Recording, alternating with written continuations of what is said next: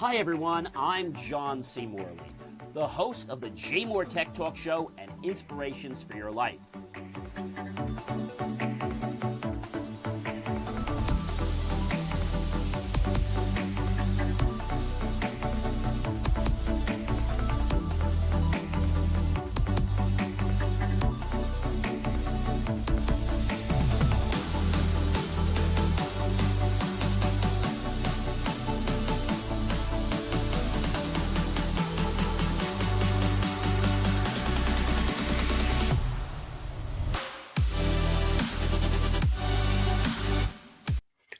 Well there, hello everyone, and welcome to the JMOR Tech Talk Show. It is Friday, if you're watching us live, and it's June 19th. I went to the post office a little while ago because I had to mail something, and I was going to have them check the weight, and I realized that June 19th is actually a, nationally celebrated holiday. So I said, what is June 19th, right?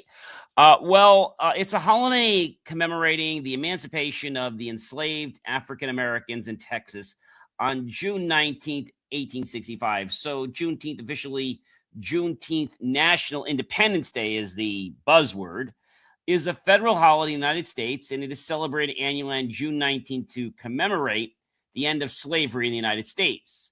The holiday's name, first used in the 1890s, is a portmanteau of June and 19th, referring to June 19th, 1865, the day when Major General Gordon Granger ordered the final enforcement of the Emancipation Proclamation, Texas, at the end of the American Civil War.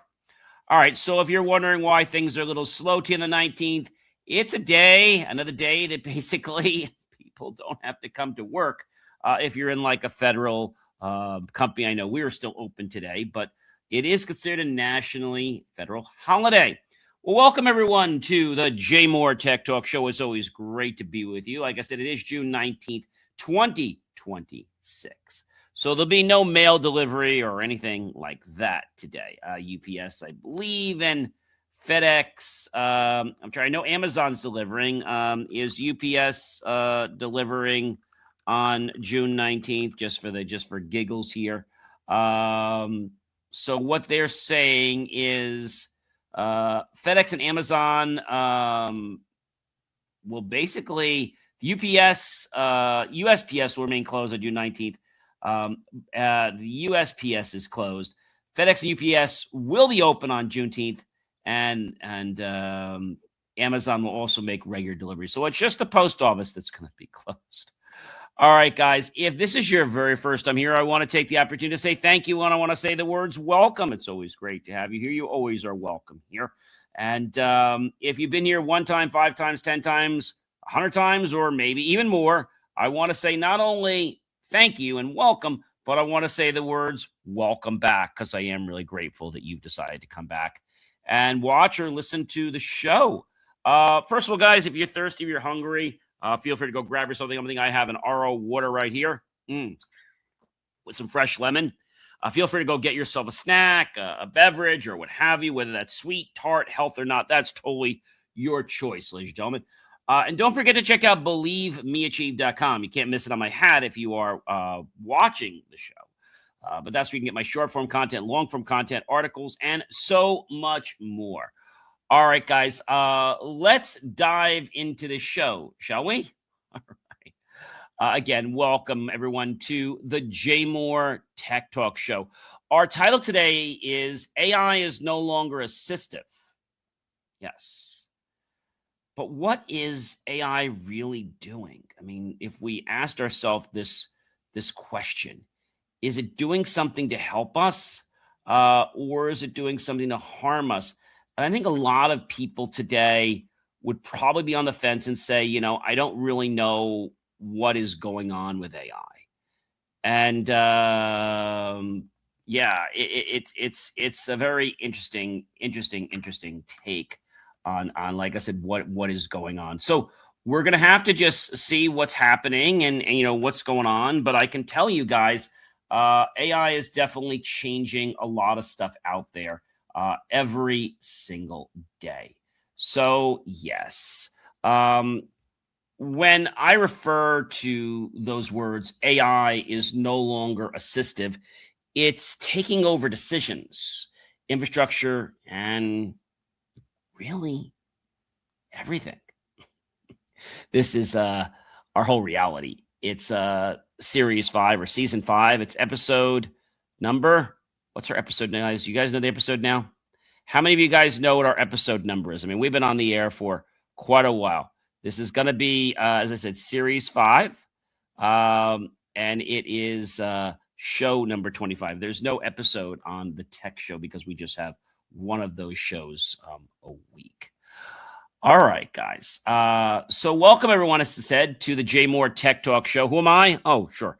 I'm John C. Morley. I'm a serial entrepreneur, engineer, marketing specialist, video producer, podcast host, coach, keynote speaker, graduate student at Montclair State University.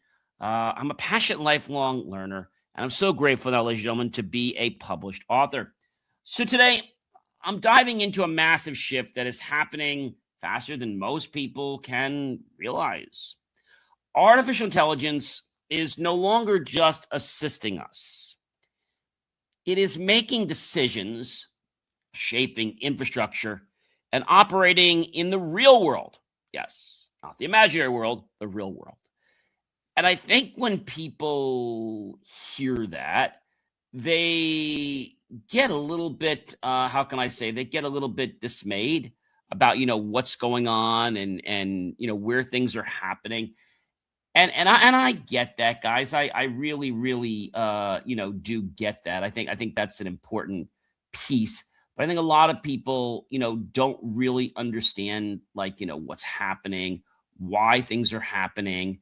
And I think it's confusing a lot of people. If I had to take a stab at it right now, okay? It's confusing a lot of people because they don't know where it's going. They don't know what's happening.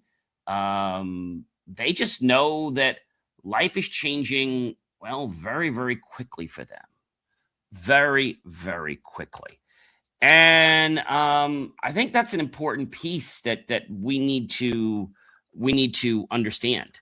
How that all works. And I think it's an important thing. How it works, but we got to be aware of it. Okay. And so when we think about all these things and we think about, where our life is going and, what's happening, what's changing, there's a lot happening, guys, a lot happening. But the thing is, are we really aware about what's happening? I don't know. Are we aware, or are we just kind of just sitting on the fence and just kind of saying, well, this sounds good, but is it affecting my bottom line? I mean, I think that's a very important thing that a lot of people, they don't really understand, right? They don't understand it because, I think it comes down to, their perception. And their perception, as I said, ladies and gentlemen, it makes them, have their reality. Whether it's truthful or not, I think it's important. And that importance can stem into a lot of different areas. Okay? Areas about anything.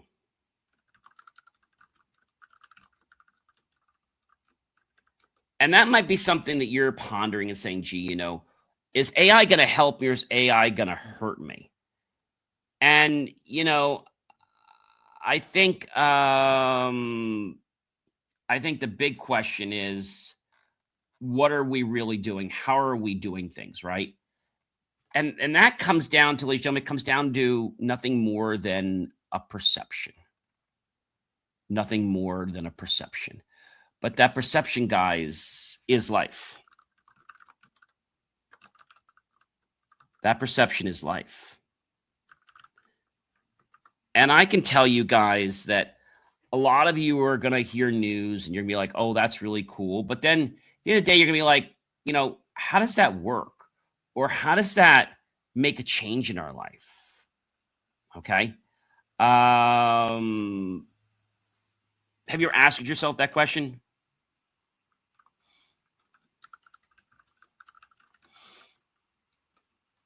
Have you asked yourself, if we didn't have AI today, would we be further ahead or would we be behind? Well, I think in some regards it helps us because, things like medicine and stuff like that, we are really making strides because of the amount of man hours it would take us to do something, right? So there are definitely benefits. Are there disadvantages? Sure, there's going to be disadvantages, guys. But I think right now the benefits are outweighing. However, we're at a crux point where, AI could be, let's say, upsetting the apple cart. It could be. And that could be doing it, as I said, geopolitically. All right. That's an important thing for us to understand. So let's dive right in. So Russia's two-phone internet life is a reality, right? 2 digital lives just to browse. And, imagine this, ladies and gentlemen, needing 2 digital lives just to open a normal website. I mean, is that even a thing? But it's happening in Russia. It's happening in Russia. And in parts of Russia, people are juggling devices and tricks just to see what you can in one tap. For them, the internet can feel like a daily survival game and not a convenience that many of us so often have. Would you live like this every day just to get real information? That's the question I pose to you. And yes, Mr. Zuckerberg and his infamous AI has got an interesting question. It's Zuckerberg, AI, and your job. If AI beats you, then what? If AI could do your job better than you, should your company keep you? That's this interesting question that's coming up now. But a lot of people think that, in some regards, they can easily be replaced. And that is true. But there are certain human characteristics that is never going to work with AI. Big tech is cutting people while pouring money into AI and reshaping whole teams when AI is making all kinds of messes. Just today, the Sora interface on ChatGPT tanked. And there is no support. It's like ChatGPT and all these different systems, they work when they want to, if they want to. Regardless of whether you're paying money or not, it's a really terrible infrastructure, if you ask me. They're very unaccountable. Workers are asking if AI is there to help them or is it there to quietly replace them? And that's a big challenge, guys. Should companies keep humans once the algorithm clearly outperforms them? I think this is something that companies need to think about from a humanistic standpoint, not just a profitable standpoint. I get that it's about profit. I get that. But we need to figure out where we can hire human beings and where their task is not going to be replaced by AI. There are a lot of things that AI can do, but hey, guys, it makes mistakes.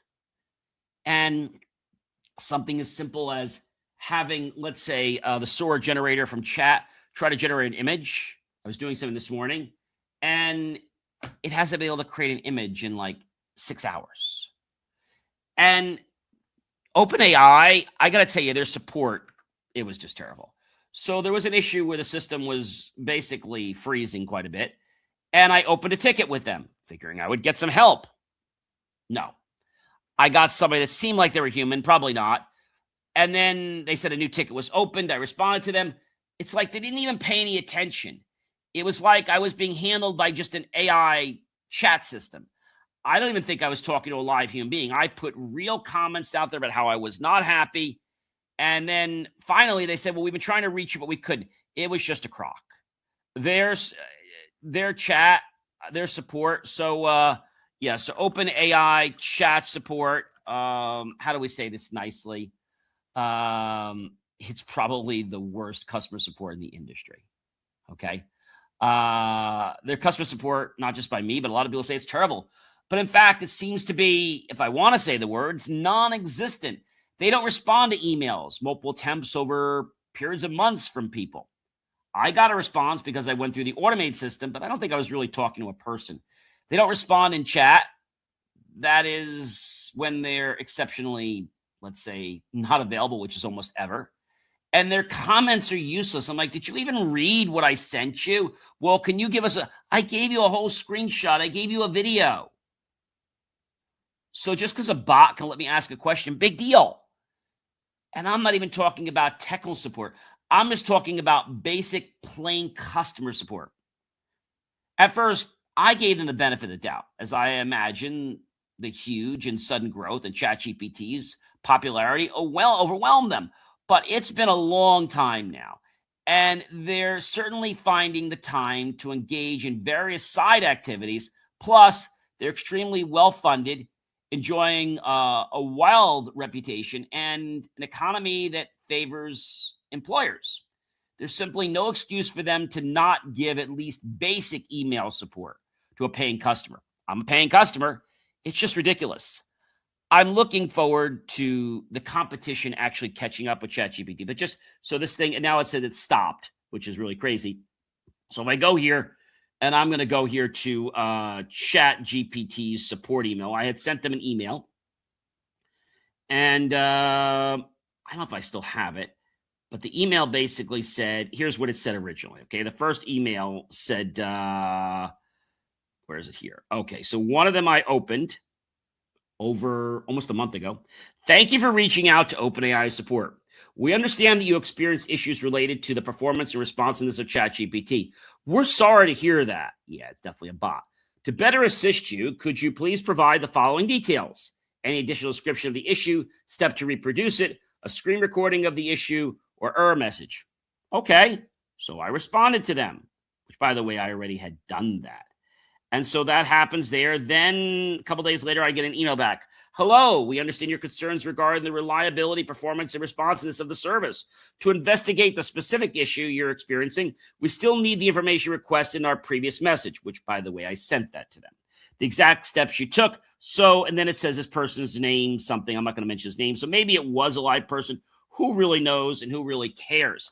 Then they have the nerve to tell me that they're closing my ticket for non-responsiveness. I think we as consumers, as business owners, I think we need competition. And there will be competition. You know, you have chat, you have Claude, but they all just don't seem to do anything good except take your money. You know, ladies and gentlemen, do you know what the real cost of your iPhone is? The hidden price of owning your iPhone. Think about that for a minute. This is the part of your iPhone you're never going to see. And I'm talking about our world.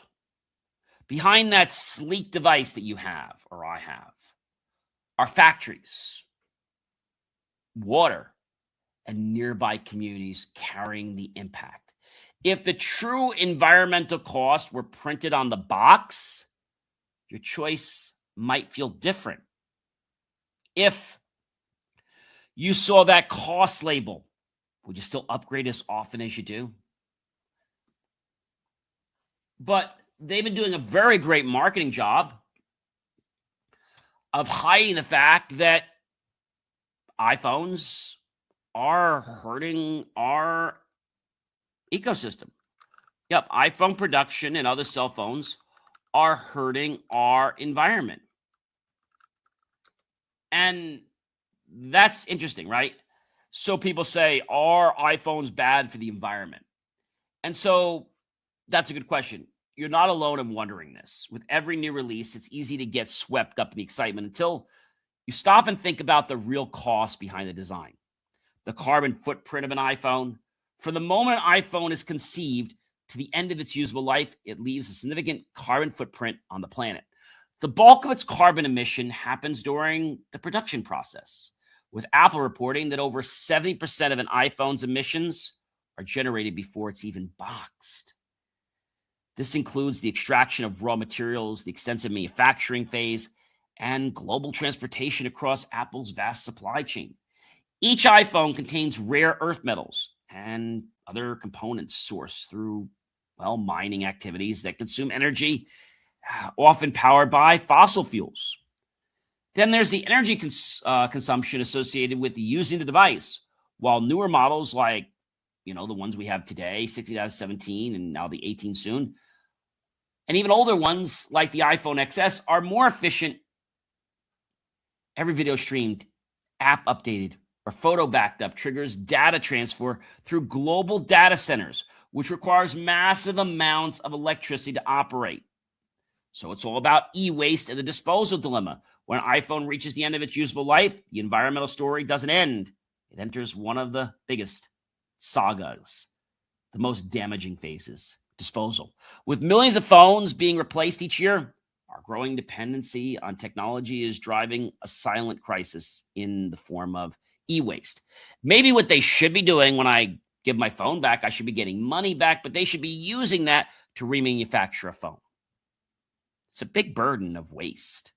Reducing e-waste through better habits is the issue.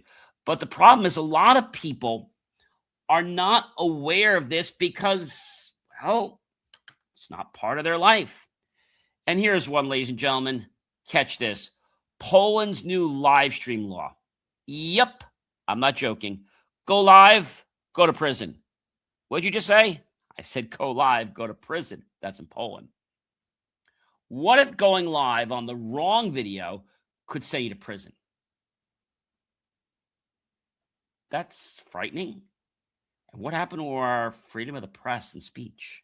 So Poland now allows prison time for streaming certain violent and humiliating content. The line between expression and public harm just got a lot sharper. Now I have a question for you. Do you think this is protection or too much control over what you post? I want to share an interesting story that recently happened in New Jersey. It was about a hotel, a recent fire in in Fairfield, New Jersey, at a Marriott hotel, and $7 million in damage. What's that all about? So here's the interesting thing. So a man was accused on last Friday of basically setting a hotel room on fire. That was one case, right? But I'm talking about one that just happened the other day. This was in Fairfield, New Jersey. And it was very, very devastating to see, this hotel had been around for many, many years. But something that happened about this hotel and the roof just collapsing. First of all, they say it was the worst day ever when a ceiling collapses and cameras catch it. This is just something you can't make up, guys. This is something that, destroys not only buildings. Luckily, nobody was harmed. Nobody was harmed. So they call it the Lincoln, I believe it was the Lincoln Fairfield fire in the Fairfield, I think it was the Fairfield Inn, which is owned by Marriott. And this is it's actually called Fairfield by Marriott Inn and Suites. Lincoln, NEB, KOLN, their code letters.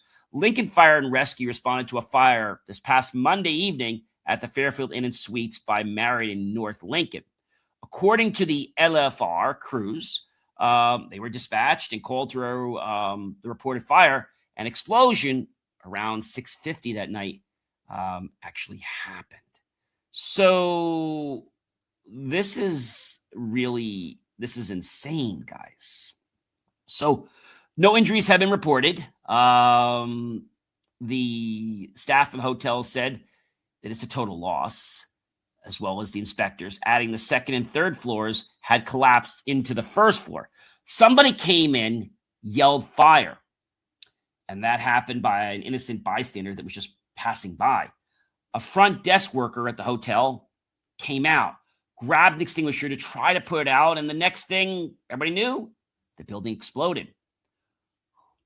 Luckily, no one was harmed. The question is, why did this happen? Well, this gets into old technology and new technology. So when you have a hotel or any building and you're allowed to make changes on the building, right? And so there's a certain standard you have to bring the building up to bring it up to code. Well, they missed something in Fairfield. I'm very surprised they did.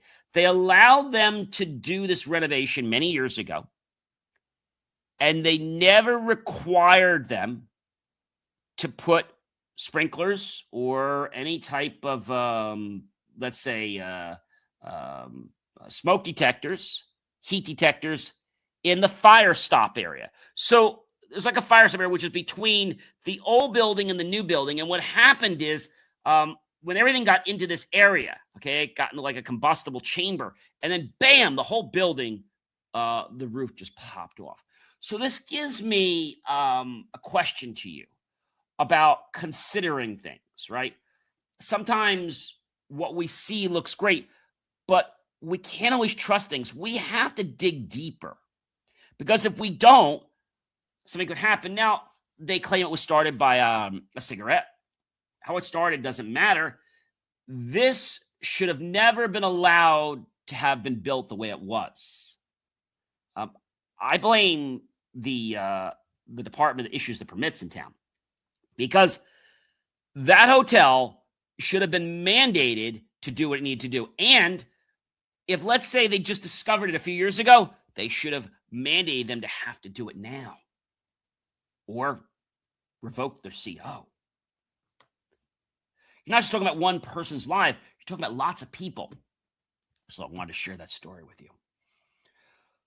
Uber and Lyft are now going against New York.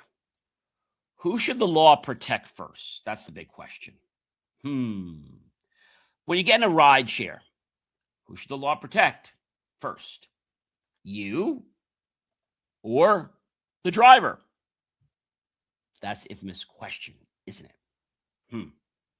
New York and the apps are fighting right now over how fast accused drivers can be removed. One side wants fairness for drivers. The other wants maximum safety for riders. Here's the question I have for you. Would you rather risk removing an innocent driver or riding with a dangerous one? Personally, I'd rather err on the side of caution and remove somebody who could be innocent, even if there was a slight chance, because, hey, that's someone's life. And just talking about life, guys, imagine this. Medical data in the wrong hands. A crime.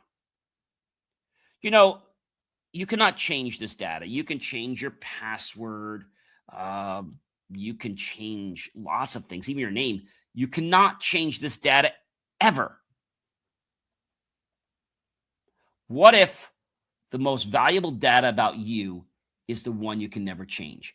We learned about 21andMe, and it was about DNA.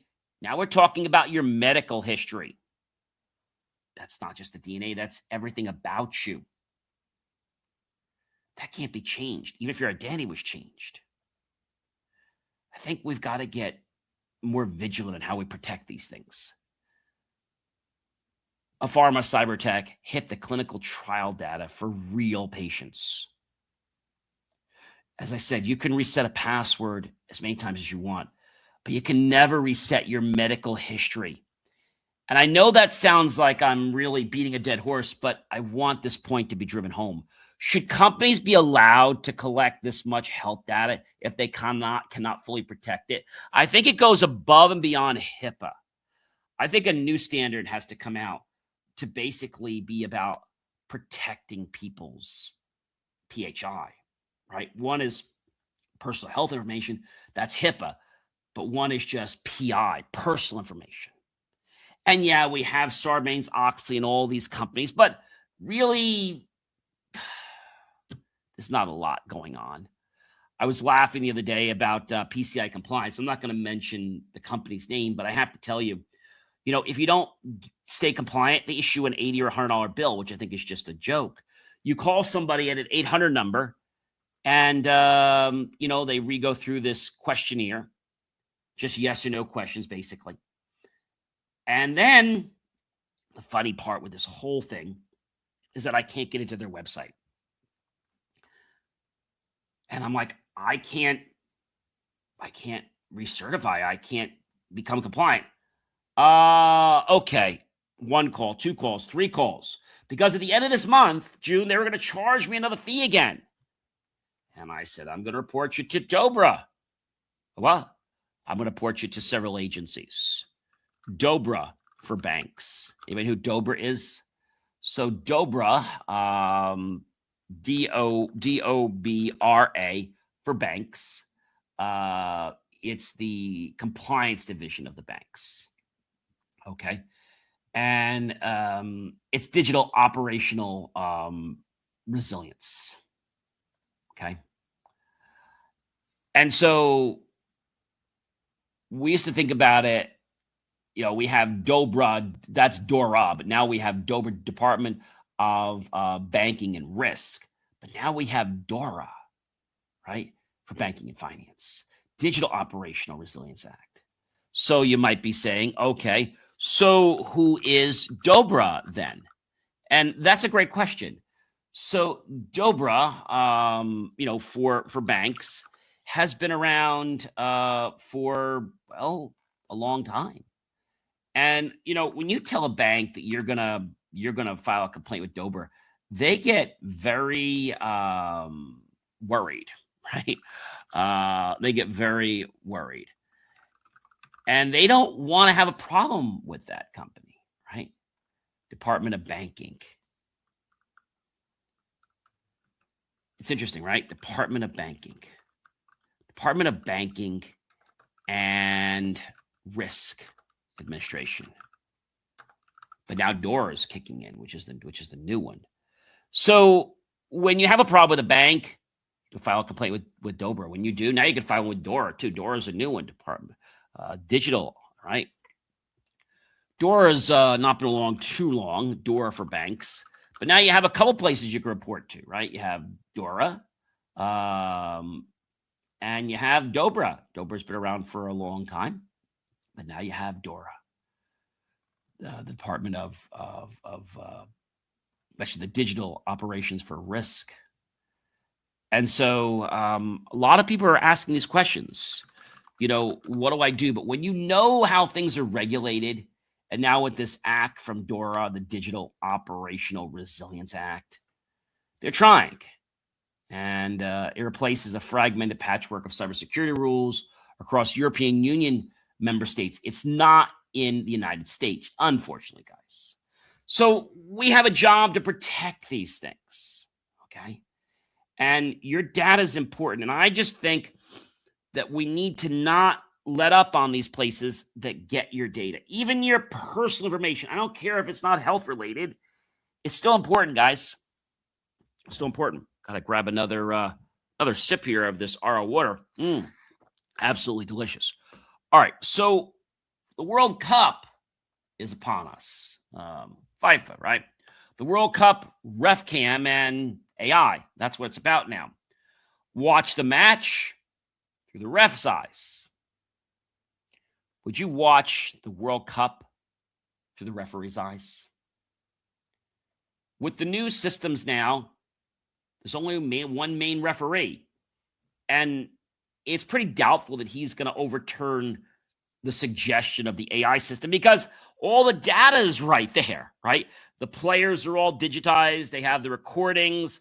They have every location of where the player is standing or not standing. They have sensors in the stadiums. So it's pretty clear that the referee can overturn it, but he probably isn't going to, right? holding a key to where our lives are going and where even sports is going.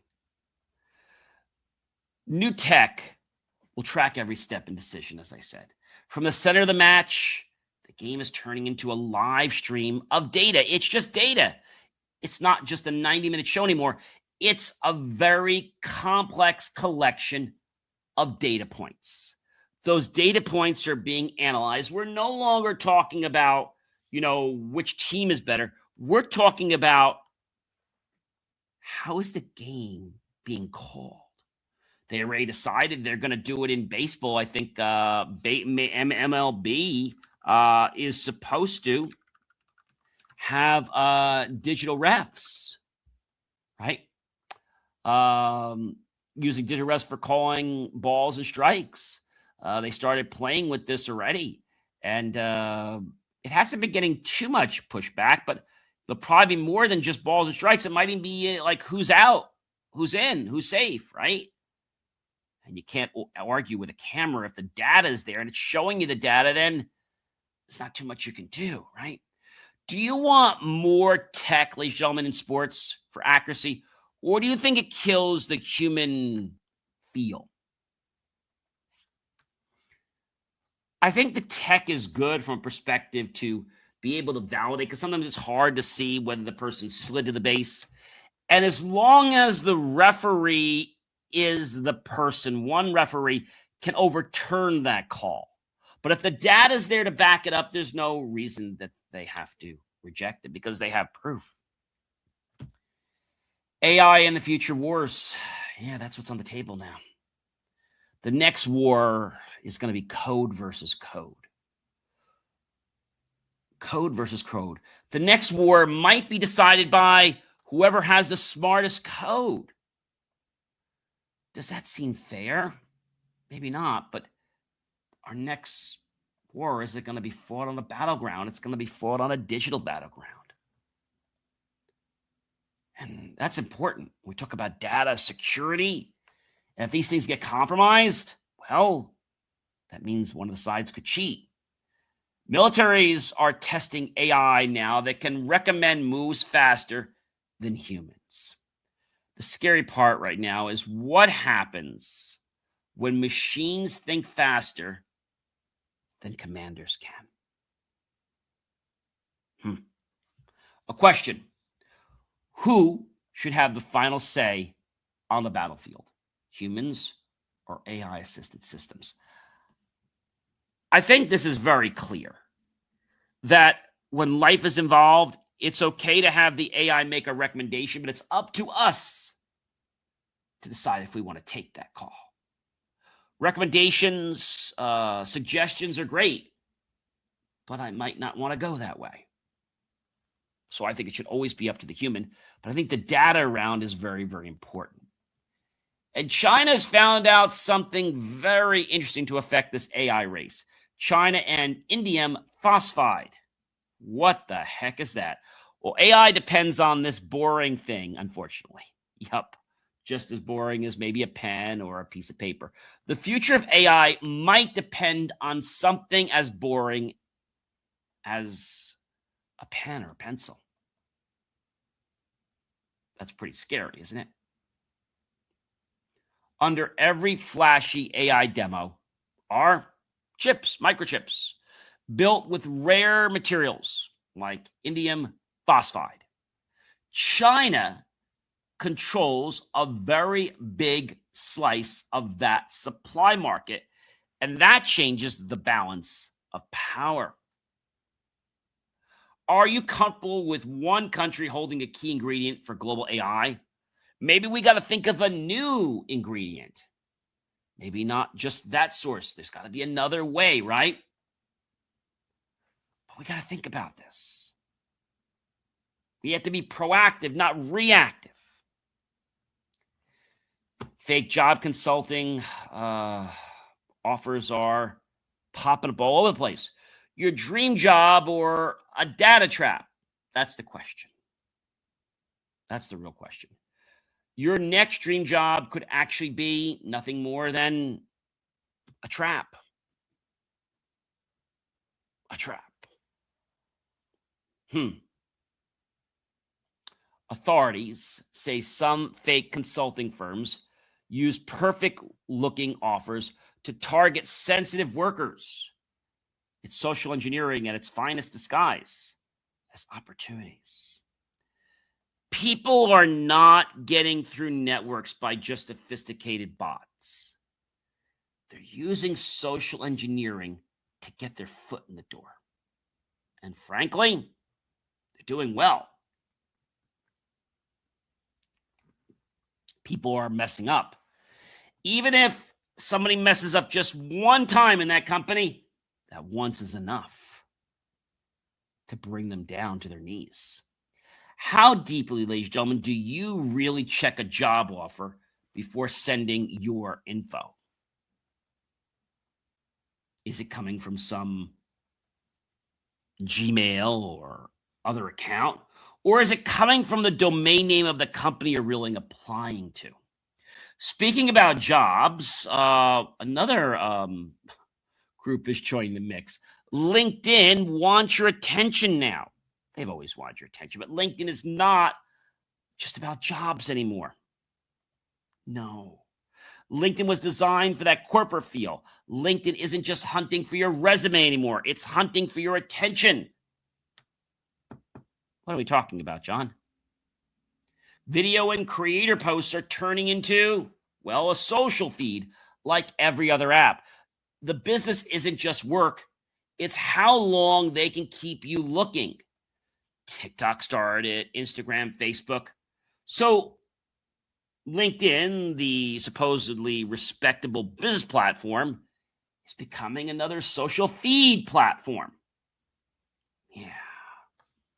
Has LinkedIn become more useful to you or now just distracting? That's the real question I want to know. Solar beats coal in the United States. Solar just beat coal in America. Solar just beat coal in the United States, and most people didn't even notice it was happening.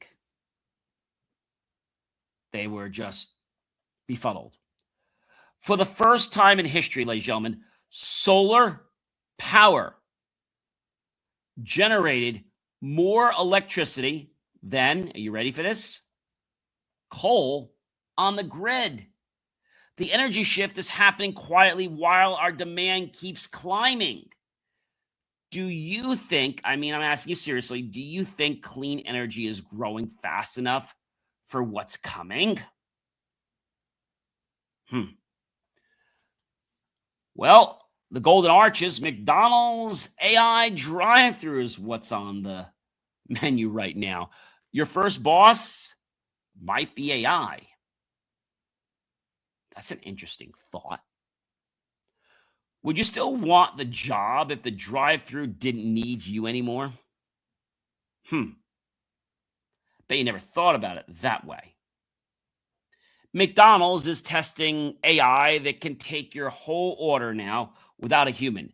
Fast food is becoming, well, a test lab for replacing everyday conversations with code. We'll probably take a field trip one of these days when they implement it and see how well it works, even though I'm not a fast food guy. I think it's interesting what they're doing. Remember last year, I don't know if it was Wendy's or McDonald's, wherever it was, they had the system giving out like 9,000 French fries or 500 sodas. And they weren't being charged for them. So supposedly they're learning. Here's my question for you. Would you rather get faster service from AI or slower service from a human? I'd rather get personalized, slower service from a human.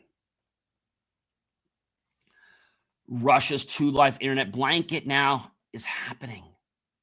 It's happening right now. One internet and two realities. Imagine your online life split in half. One side is safe. The other side is real and could be dangerous.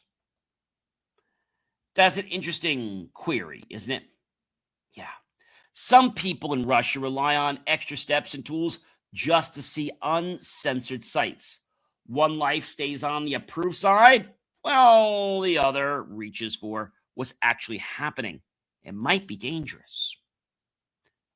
My question to you is, how many extra steps would you honestly take every day to see the full uncensored internet? Would you take steps to know the truth? Or would you just say, well, it's not that important?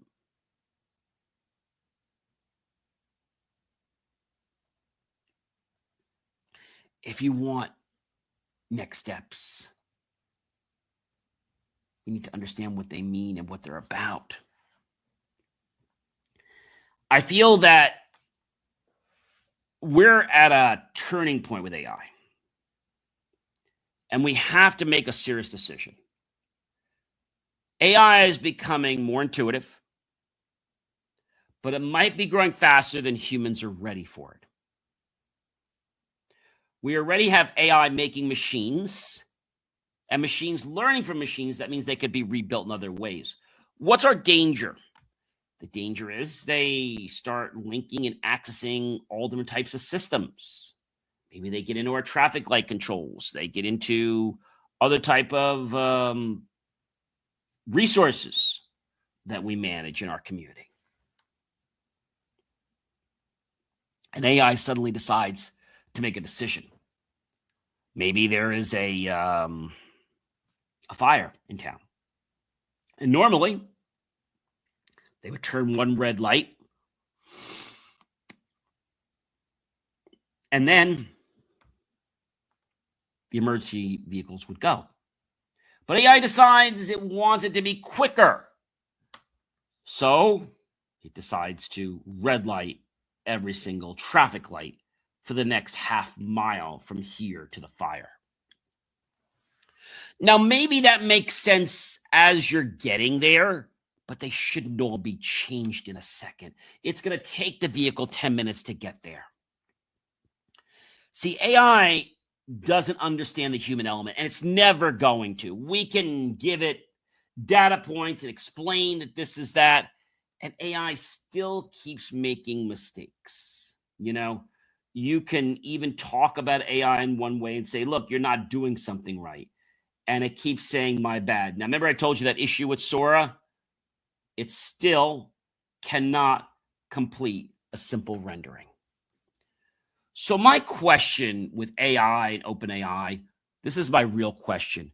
When will OpenAI and their company be more accountable for their service?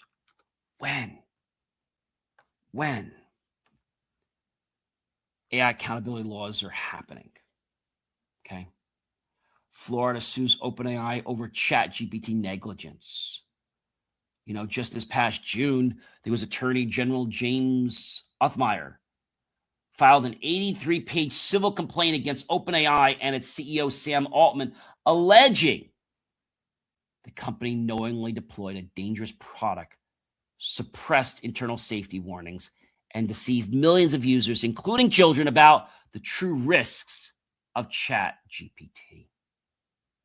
The lawsuit was filed in Florida's 10th Circuit Court and carries sweeping legal implications for how AI companies may be regulated and held accountable going forward.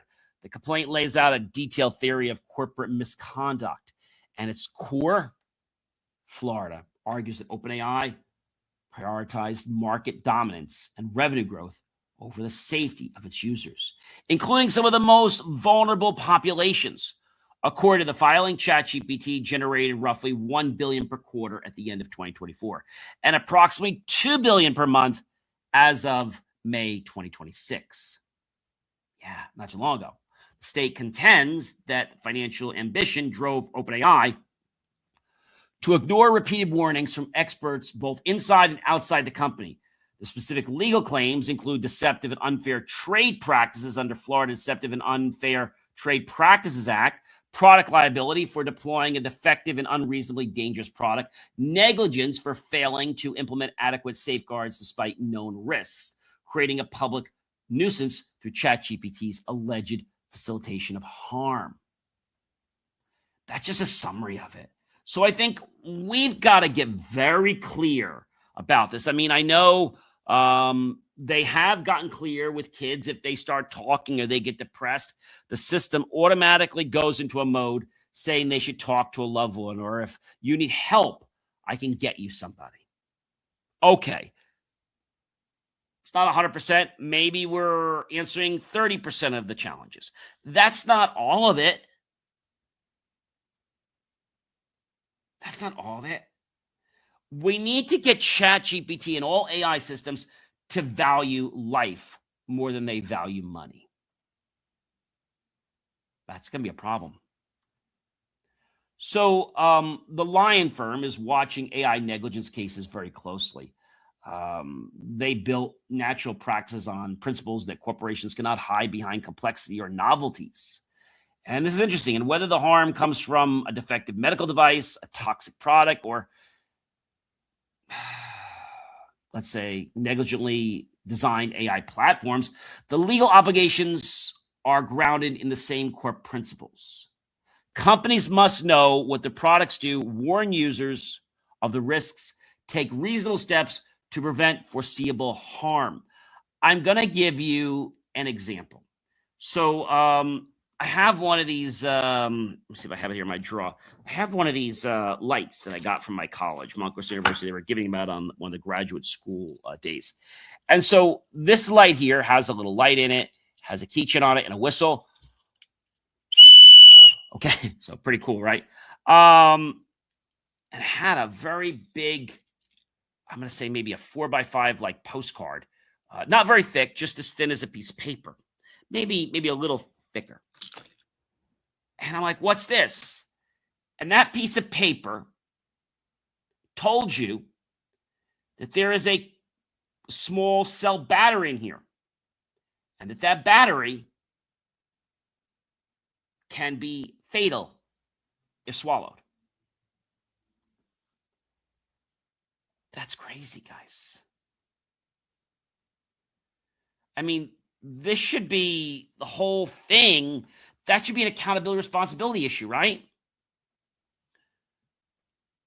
AI, because of its founders, Sam Altman and other people, are primarily focused on money. Let's just, cut right to the chase. They were a not-for-profit, and I believe they've changed their palette that OpenAI is now a for-profit company. Nothing wrong with being a for-profit company. So OpenAI officially completed a major restructuring to transition into a for-profit business. The company now operates as a public benefit corporation called an OpenAI Group, while the original nonprofit foundation remains in control.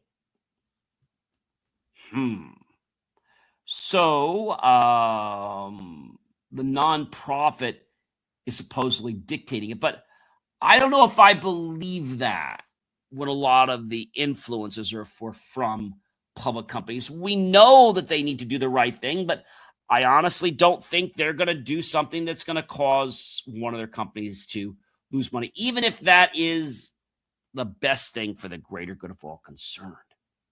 These are concerns of mine. Hopefully they're concerns of yours. So we have a big decision to make in the next 6 months to a year.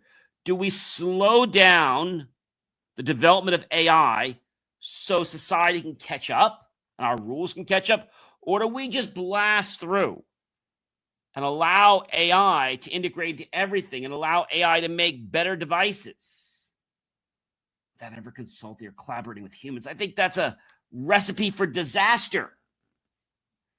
AI is a tool, ladies and gentlemen. It is nothing more than a tool. It's not good. It's not bad.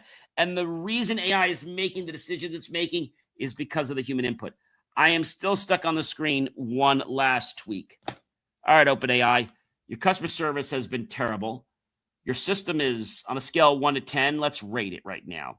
With 10 being the best, we'll give you a 4 because your reliability is terrible. Then the other day, they decided people were using the service too fast. You know what they were going to do? They started implementing a block script saying that you're going too fast. When I wasn't even going fast, I was just clicking the screen, and any little click, they quickly removed that because that was becoming a real disaster. AI is morphing every day. Where we see it next, who knows? We learned last week about how the biggest enemy of AI centers may not be people. It may be the zoos. Obviously, people are representing it, but it's because of the animals, the sounds, right? The emissions. These are serious problems, guys. And I don't feel they're going to get ironed out until a lawsuit happens. Not nice to say, but I think that's what's actually going to happen. And these are things that I'm concerned about. I'm sure you'd be concerned about. When you think about AI, the first thing people say is, well, gee, how much money can I make? Nobody asks, is this an ethical thing to do? They just ask, can we make more money? There's a company out there, I'm not going to give you the name, that they are so terrible that literally they create bulk email campaigns where they have you buy 10 domain names, all part of their plan. And then when one goes bad, they just delete it. They add another one. So they keep managing this whole spam bot. That's terrible. And they're trying to fake the systems. And the funny part is, they're even starting to get in with the people that run things like control panels. That is unethical. But you and I all know that what happens behind closed doors, most people never see. But that's what affects the output and the world that we're living in. Ladies and gentlemen, I am John C. Morley, serial entrepreneur. It is always such a privilege, a pleasure, an honor to be with you here on the JMOR Tech Talk Show, as well as many of the other shows that I host. I hope you'll choose to check out BelieveMeAchieve.com. There's lots of great insights on there, free content such as free articles, reels, replays of the show, short-form content, long-form content, and you can do it 24 hours a day. You know, you can get up in the middle of the night and say, oh, gee, I want to rewatch that show of John, or I want to watch that motivational show, or I want to read an article about this. You can do it from your mobile device. We're mobile friendly. You can download our podcast in the audio version only, and you can jog, exercise, wherever you'd like. Have yourself a great week. I will catch you next Saturday. Be well, everyone. Happy June 19th if you're celebrating that. And we'll catch you soon. BelieveMeAchieve.com.